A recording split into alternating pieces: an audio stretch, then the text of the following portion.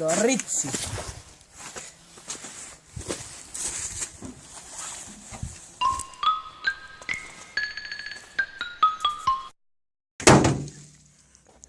Teraz vám porozprávam príbeh o Jankovi a jeho aute. Bolo to asi takto. Janko si nedal povedať a kúpil si auto bez papierov. Pozrite, ako dopadol. Teraz chodí do práce pešo. Na bazare bolo prekrásne auto za dobrú cenu a tak Janko neváhal a hneď zisťoval ďalšie informácie o aute. Dokonca našiel aj video k autu. Vyzeralo asi takto.